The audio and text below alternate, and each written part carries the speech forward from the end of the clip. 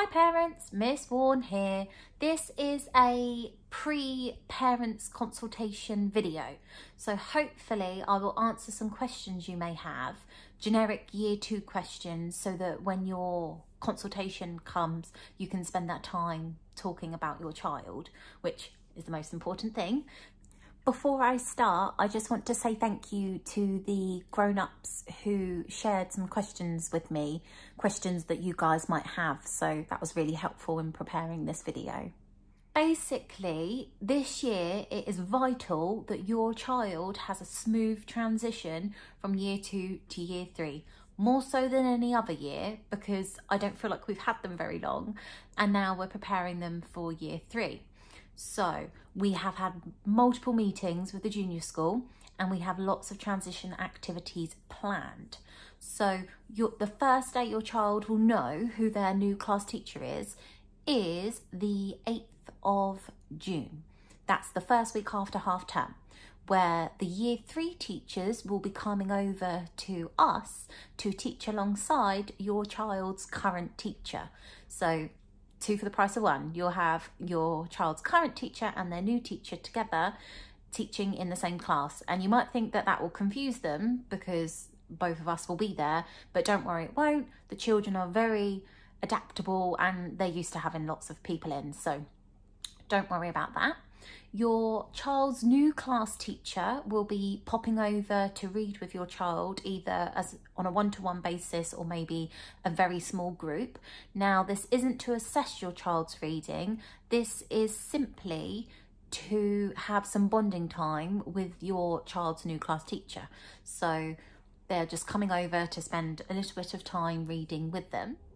And then we have National Moving Up Day, so a very exciting day for every child across the country.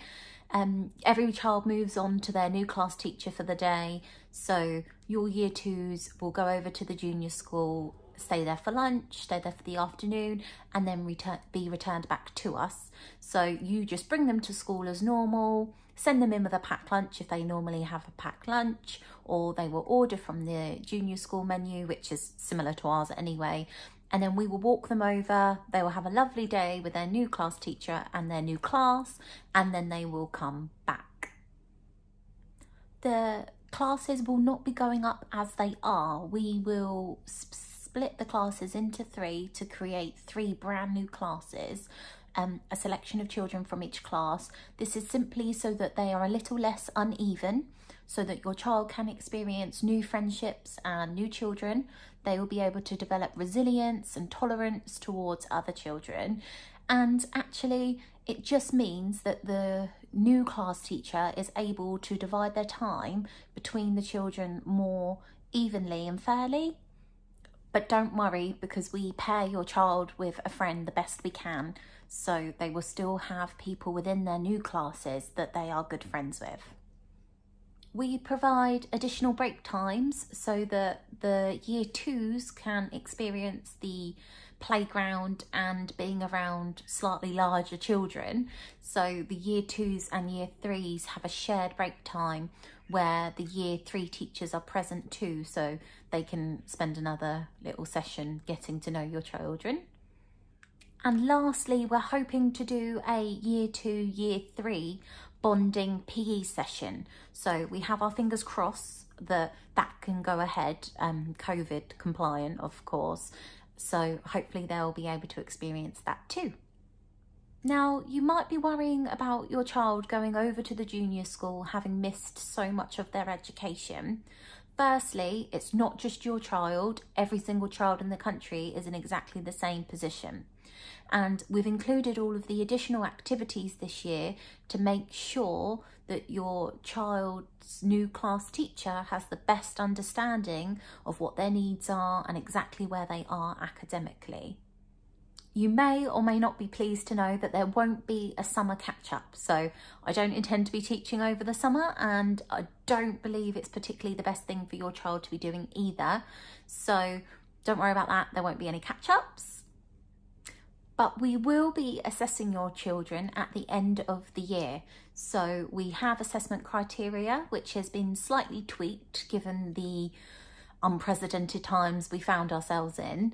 but we will assess your child and report that to you alongside your child's usual end of year report. If you have any year 3 related questions that I'm not able to answer, I've spoken with the juniors and they are more than happy for you to contact their office. So if you have any dying questions, then just do contact them.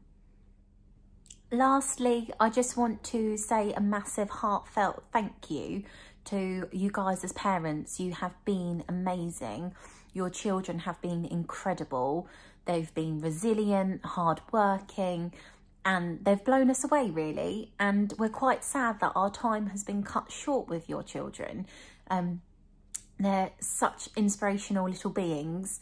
It's a real shame, but the lockdown was bittersweet in that I don't feel like I've ever been so close to a whole cohort of children and their parents. So all of those lovely Zoom meetings and Friday afternoon Zooms have really meant that I've got to know, and my team have got to know, all of your children and yourselves really well. So we wish all of the children the best of luck. So I've shared a lot of information there. If you've got any questions, further questions, then of course do use the email. But we look forward to seeing you on either the 12th or 19th of May. So if you haven't already, please do sign up to your parents' evening slot. And of course, take care and hopefully I will see you soon.